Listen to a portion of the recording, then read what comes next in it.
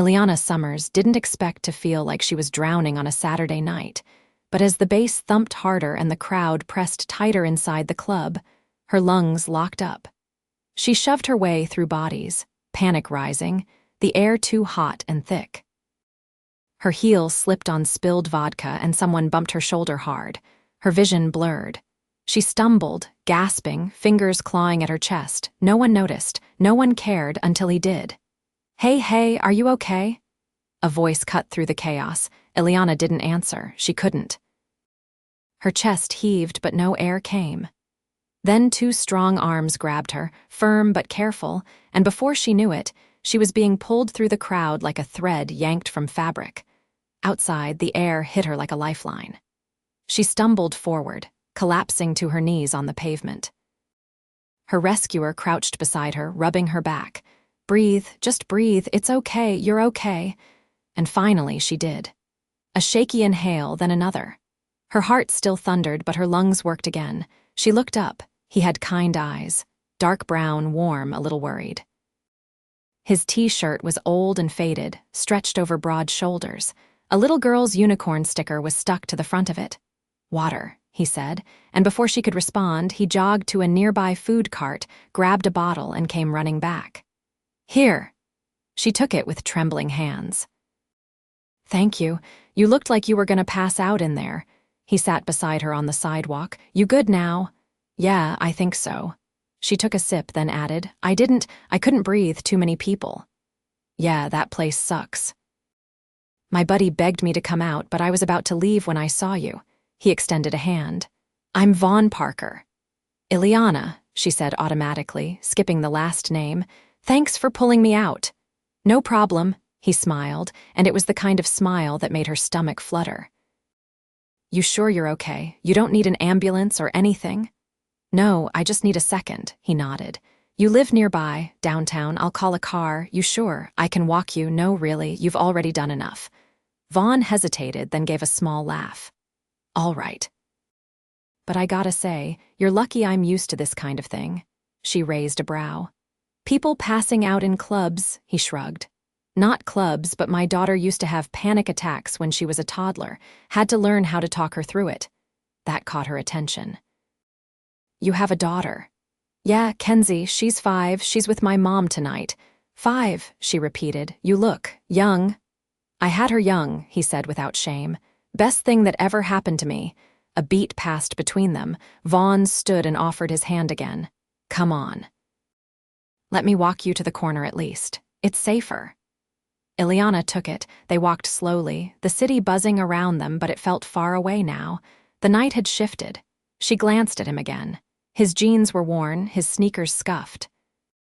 He didn't look anything like the men she normally met, tailored suits, fake smiles, always trying to impress her once they figured out who she was. But he didn't know, and that was nice. So what do you do? He asked casually, stuffing his hands in his pockets. I work in tech. Yeah. Like IT, sort of, he grinned. Fancy answer, she laughed. What about you? I'm a mechanic, own a garage out in Ridgeview, just me and my buddy Jake. We mostly fix trucks, sometimes motorcycles when we get lucky. You own it? She asked, surprised. Yeah, bought it 3 years ago. Barely made rent the first year. Now we're finally breaking even? She stared at him. That's really impressive. He shrugged like it wasn't. You gotta keep food on the table somehow. They reached the corner. Her ride hadn't arrived yet. Look, he said, rubbing the back of his neck. I don't usually do this, actually. I never do this, but would you maybe want to get coffee sometime? I know I'm just some random guy who dragged you out of a club, but... She smiled before he could finish. I'd like that. He grinned, pulling out a receipt from his wallet and scribbling his number with a pen he somehow had. Call me or don't. Either way, I'm glad you're okay. Thanks again, Vaughn. He nodded once, then turned and jogged across the street. Her driver pulled up a moment later, but Eliana didn't move. She looked down at the number in her hand, then back up at the man walking away without knowing she ran a billion-dollar company. And for the first time in years, she felt like someone really saw her, not the job, not the power, not the money, just her. And that terrified and thrilled her all at once. Eliana didn't call right away. It took her 3 days. 3 days of standing in front of conference tables, lined with men twice her age, pretending not to be surprised that the CEO of Orion Systems was a woman in her 30s. 3 days of performance charts, team restructuring, and a board member trying to suggest they soften their branding, whatever that meant. She'd nodded, smiled politely, then shredded the memo the second they left. But every night, when the penthouse windows framed the glittering skyline and her heels came off, her thoughts wound back to Vaughn Parker. Not to the club or the panic, but to his voice. Steady, unbothered, the warmth that radiated off him like it wasn't something he had to try for, so she called. And now, they were sitting in a tiny corner diner far from downtown, the kind with cracked vinyl booths and a jukebox that still played songs for quarters. Vaughn had insisted she try the peach pie. She hadn't expected to like it. She cleaned the plate. "All right," he said, leaning back. "That is the most focused dessert attack I've ever witnessed. You didn't even breathe." "I didn't expect it to be that good," she admitted, "or that warm." "That's because you've been eating at places that take themselves too seriously." "Real pie doesn't need garnish," she laughed. "Is that your philosophy in life? No garnish?" "Something like that. I like things simple, straightforward. You always know where you stand." He said it without looking at her, his eyes drifting toward the window. She followed his gaze. Outside, a boy kicked a deflated soccer ball across the cracked asphalt of the parking lot, his coat 2 sizes too small. "You grew up around here?" she asked. "Down on Maple." "My mom still lives in the same place." "Roof leaks in the winter, but she won't move." "Why not?" "Too many memories," he said. "My dad built the porch himself. She says the creak in the 3rd step sounds like him." Eliana went quiet. The jukebox spun something old and slow, and the waitress refilled their coffee without asking. He looked back at her. "You," she hesitated. "I grew up north," she said finally. "Different world. Big family, small. It was just my dad and me for a long time. He ran a repair shop." Vaughn perked up. "Yeah," she nodded. "He could fix anything." "He once rebuilt a snowblower engine in our living room after the garage flooded." "That's impressive. My kid thinks I'm a superhero when I tighten a cabinet hinge." "I think you might be." He raised an eyebrow. "You haven't even seen my hinge skills. I've seen how you handle a stranger having a full-blown panic attack in a club. That's more impressive." He paused, then said, "You're different." "How so?" "You listen.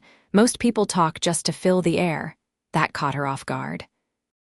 She looked at him carefully. "You do too, but only when it matters," he grinned. "Guess we're both weird." "Maybe weird's what I need." They sat in that moment, a flicker of something passing between them, not flashy or overwhelming, but grounding, like gravity. Then Vaughn glanced at his phone and his face changed. "Eliana, I hate to do this, but I have to cut this short." She stood with him. "Is everything okay? My mom just texted. Kenzie's running a fever. Nothing crazy, but I should be there." "Of course." "Go." He hesitated, then pulled out his wallet, dropping bills on the table. "You didn't have to, I asked you out," he said simply. "I pay." They stepped outside. The air was cool, the kind that hinted spring was still deciding whether to stay. Vaughn walked her to her car without saying much, but not in discomfort. Just a quiet rhythm, like they'd known each other longer than they had. At her car, she turned to him. "Can I meet her sometime?" He blinked. "Kenzie," she nodded. He looked genuinely surprised. "You want to?" "Yes." "Most people don't say that." "I'm not most people." After a beat, he said, "Yeah, I'm starting to see that." She watched him get into his truck, an old Chevy with rust licking the fenders, and drive off without checking his reflection once. Inside the car, she sat for a long moment before starting the engine. No one at Orion Systems would believe she'd just shared dessert in a booth with a man who owned a garage and drove a truck older than her company. But that wasn't the part that struck her most. It was that she already wanted to see him again, not because of who he might become, but because of who he already was. Eliana adjusted the strap of her leather bag as she stepped through the glass doors of the community center, the scent of chalk, dust, and old wood rushing up to meet her. Fluorescent lights buzzed overhead. Children's voices echoed from the gymnasium, where a dozen kids were weaving between orange cones on balance bikes. She spotted Vaughn instantly. He was crouched beside a little girl with curly hair pulled back in a bright purple headband, her brow furrowed as she studied her bike's tilted handlebars. Vaughn nodded encouragingly as she pointed to the front wheel. "You're right. It's loose," he said. "Let's fix it together." Eliana lingered by the doorway, watching him hand the girl a wrench with exaggerated solemnity. She tightened the bolt with both hands, then looked up at him for approval. He gave her a proud nod. "You just made that safe enough to ride a race." "Want me to time you?" Kenzie beamed and took off, wobbling but triumphant, her laughter trailing behind her. Vaughn glanced toward the door and froze when he saw Eliana. For a second, something unreadable crossed his face, then he stood, wiping his hands on his jeans as he approached. "I wasn't sure you'd come," he said. "You invited me." "Still," he said, shrugging, "this isn't exactly a 5-star brunch. I didn't come for brunch." He tilted his head slightly. "You came for me?" "I came to meet your daughter," she said carefully. He searched her face for signs of pity or performance. Finding none, he nodded. "All right then, come on in." Kenzie skidded to a stop in front of them, panting. "I went around all the cones." Vaughn crouched again. "You crushed it." Eliana knelt beside them. "That was seriously impressive." Kenzie blinked up at her. "Who are you?" "I'm Eliana." The girl considered her for a moment, then pointed at her bag. "Do you have snacks in there?" Eliana laughed. "No, but I can bring some next time." Kenzie looked at Vaughn. "Can she come back?" He smiled. "That's not up to me." The girl nodded solemnly and zipped off again. They made their way to the bleachers, where Vaughn sat beside Eliana, his hands clasped loosely between his knees. "I don't usually bring people here," he said. "You think I'm out of place?" "I think you're trying not to be." She looked at him. "I'm not here to prove anything." "I didn't say you were. I'm just not used to women like you showing up in places like this." "Meaning what?" "Meaning you walk like you have somewhere more important to be." "But today, you didn't." She glanced at the gym floor. "I'm exactly where I need to be." His jaw tightened slightly, like he was holding something back. "You're different when you're not trying so hard." "I'm not trying at all." "That's the part I like." They sat in silence for a beat, the chaos of the gym filling the space around them. A whistle blew. Kenzie waved from across the room, her cheeks flushed. Vaughn leaned forward, forearms resting on his thighs. "She doesn't have a mom in the picture. Thought you should know." "I figured," Eliana said softly. "She left when Kenzie was a baby, said she couldn't do it. I didn't try to stop her." There was no bitterness in his voice, just fact. Eliana nodded once. "That must have been hard." "Not as hard as watching my daughter wait by the window the first time her birthday rolled around and no one showed up." Eliana looked at him, something raw catching in her chest. "You didn't tell her." "I did. She just didn't believe me." "Thought maybe if she waited long enough, things would be different." Eliana didn't speak. Vaughn didn't look at her. He stood suddenly. "Come on, I want to show you something."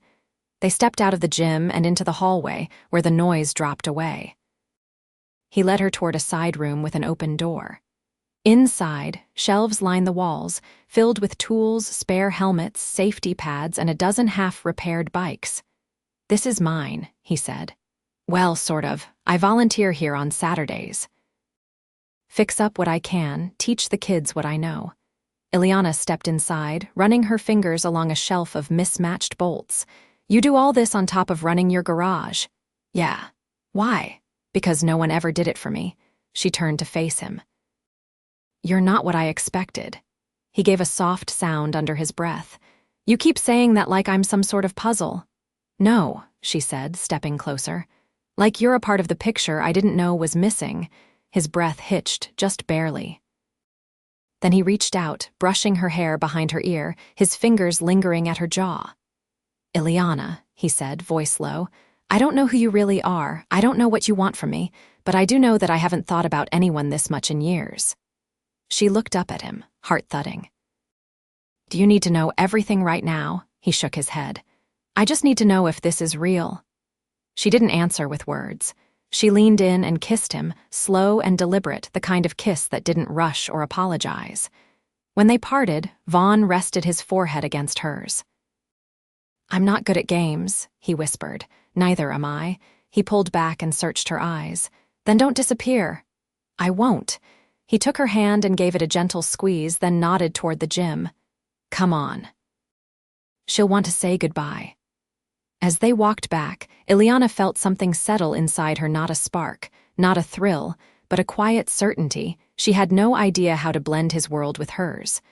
But for the first time in a long time, she wanted to try.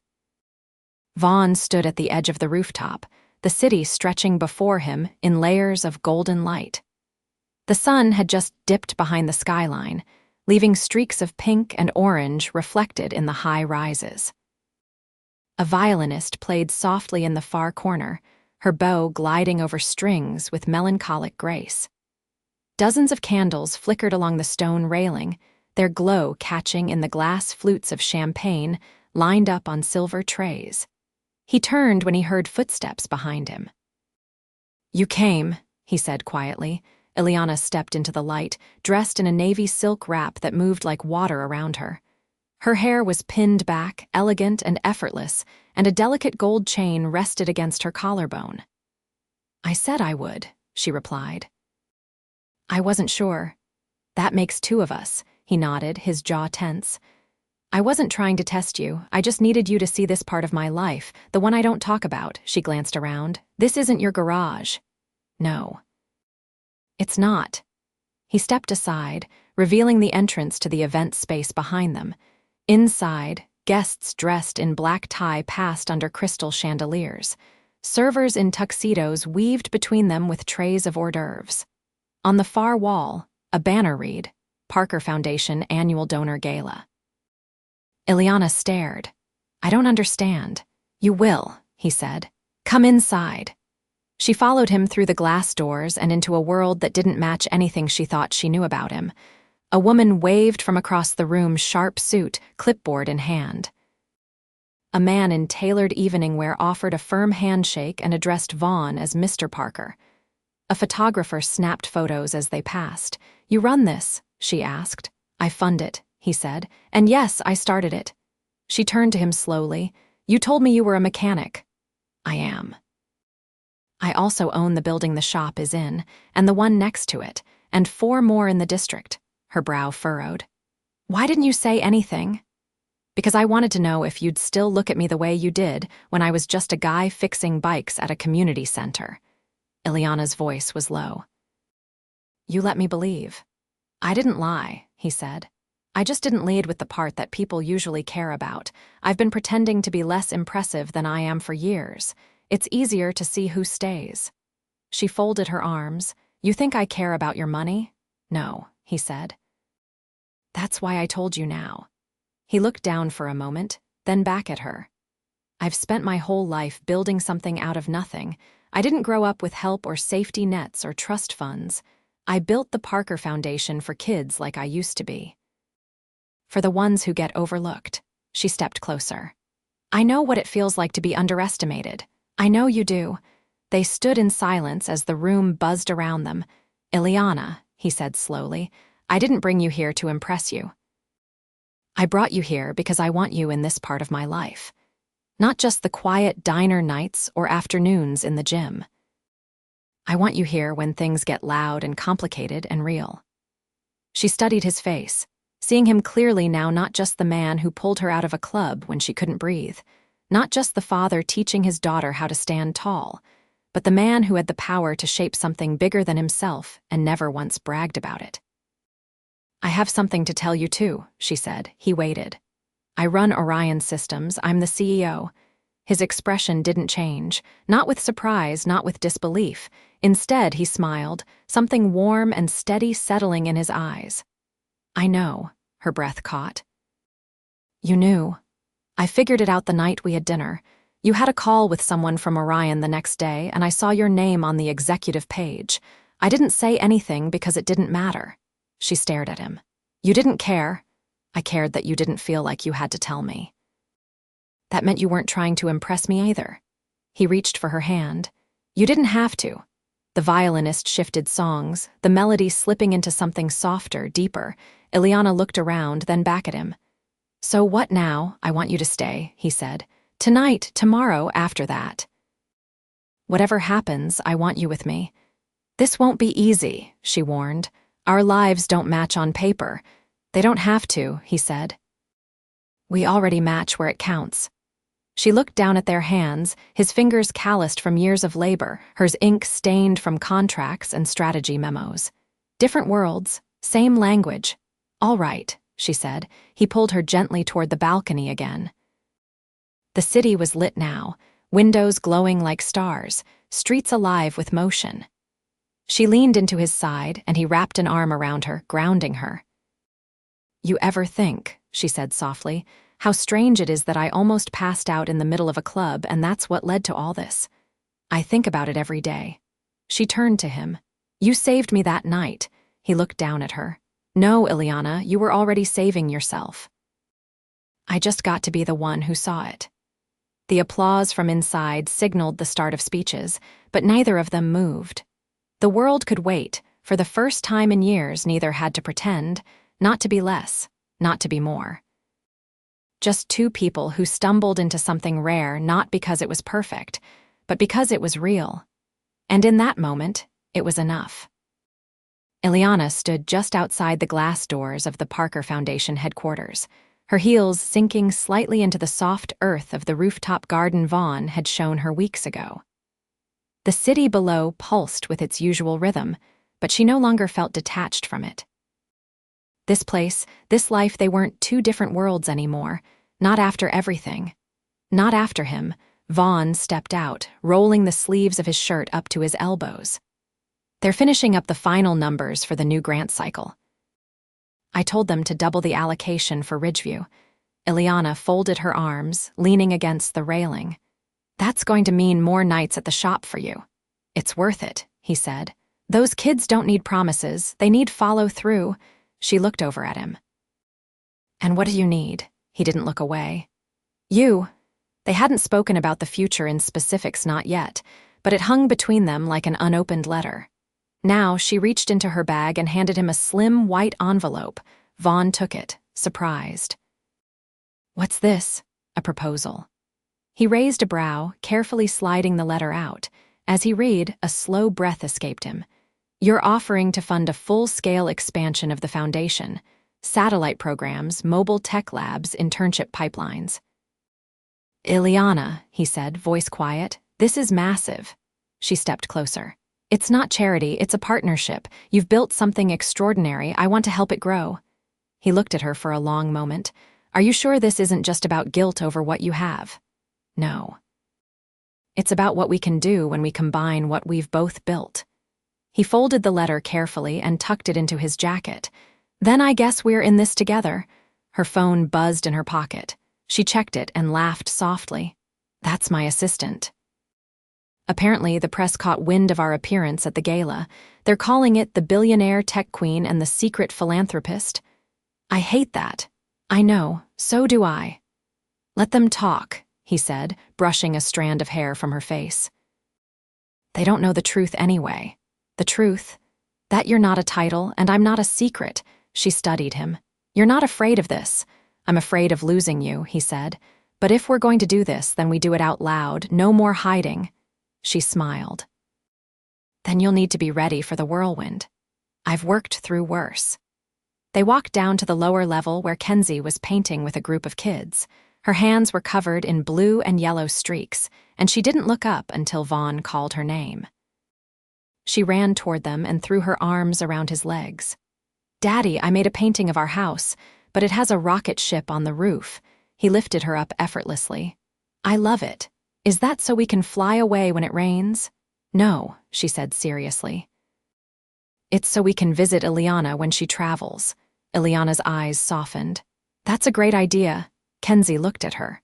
Are you going to be at our house all the time now? Eliana glanced at Vaughn, who gave a quiet nod. If that's okay with you, she said. Kenzie beamed.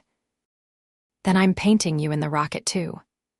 Later that week, Eliana stood barefoot in the kitchen of Vaughn's house. No marble countertops, no smart appliances, just the smell of cinnamon rolls in the oven and the soft hum of the radio. Vaughn came in behind her, wrapping his arms around her waist, his chin resting on her shoulder. You fit here, he whispered. She turned in his arms. I didn't expect to. I didn't expect any of this, he said, but I'm not letting it go. Neither of them had said the words yet. They hadn't needed to, not when every moment had spoken louder. But now, as he looked at her, something shifted in his eyes, something certain. I love you, he said, her breath caught. I love you too. He kissed her then, and everything else fell away.